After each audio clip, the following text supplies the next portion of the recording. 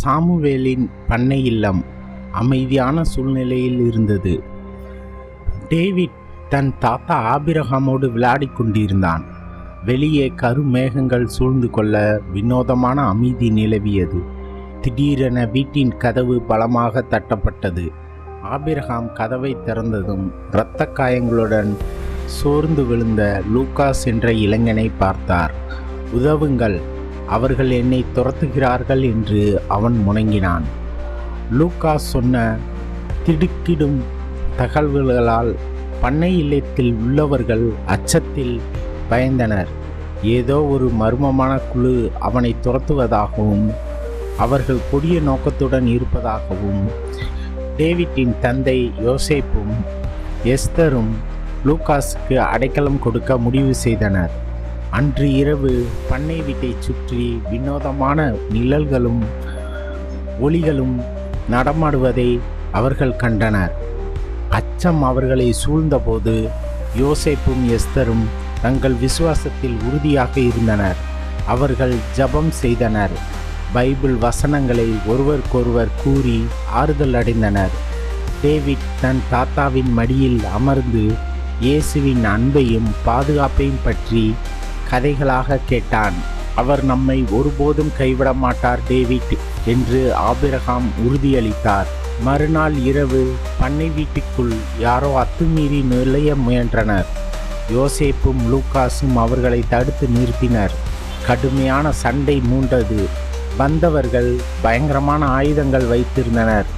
Esther David பாதுகாப்பான ஒரு அறைக்குள் அழைத்து சென்றாள்.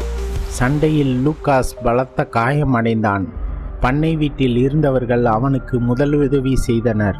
ஆனால் அவனது நிலைமை மோசமாகி கொண்டே வந்தது. டேவிட் கண்ணீருடன் கடவுளிடம் லூகாஸை குணமாக்க வேண்டினான். அந்த நேரத்தில் அவர்கள் தனிமையாக இருப்பதாக உணர்ந்தனர். உதவி கிடைக்க வாய்ப்பில்லை என்றும் உணர்ந்தனர்.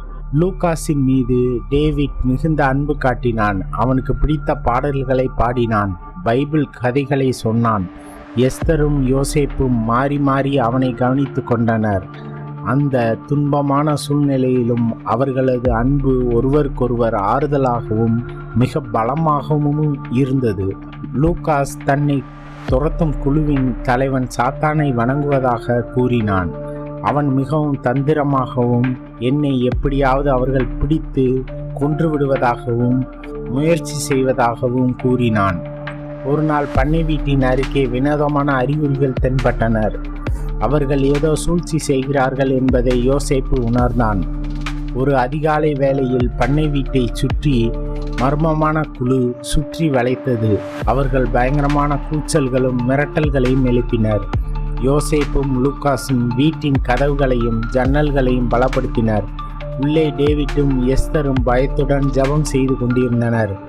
யோசேப்பும் லூகாஸும் தைரியமாக எதிரிகளை எதிர்த்து நின்றனர்.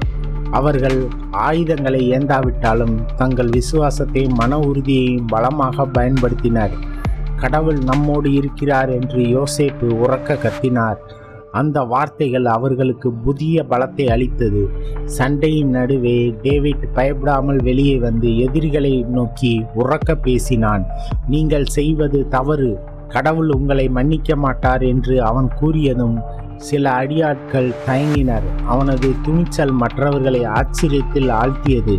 டேவிட்டின் வார்த்தைகளும் பண்ணை வீட்டில் இருந்தவர்களும் அன்பும் அந்த குழுவின் தலைவனை தொட்டது.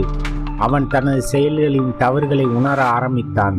அவனுடைய கண்களில் கண்ணீர் துளிகள் எட்டி பார்த்தனர். திடீரென லூகாஸை துரத்தி வந்த அந்த குழுவின் தலைவன் தனது ஆயுதத்தை கீழே போட்டான். என்னை மன்னியுங்கள் என்று அவன் தாழ்மையுடன் வேண்டினான். அவனது மனம் மாறியதை மற்ற அடியாட்களும் உணர்ந்தனர். அவர்களும் தங்கள் ஆயுதங்களை கீழே போட்டுவிட்டு தங்கள் தவறுக்காக வருந்தினர். அந்த மர்மமான குழுவினர் பண்ணை வீட்டை விட்டு அமைதியாக வெளியே சென்றனர். லூகாஸின் காயங்கள் மெல்ல மெல்ல குணமடைய தொடங்கினர். பண்ணை வீட்டில் மீண்டும் அமைதி நிலவியது. யோசேப்பும் எஸ்தரும் டேவிட்டையும் லூகாஸையும் கட்டி அணைத்து தங்கள் அன்பை வெளிப்படுத்தினர். அனைவரும் ஒன்றாக அமர்ந்து கடவுளுக்கு நன்றி செலுத்தினர்.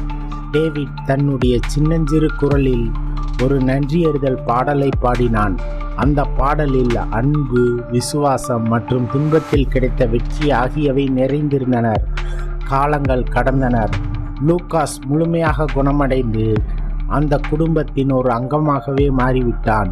டேவிட் வளர்ந்து பெரியவனானான். அவர்கள் அனைவரும் அந்த துன்பமான நாட்களை ஒருபோதும் மறக்கவில்லை.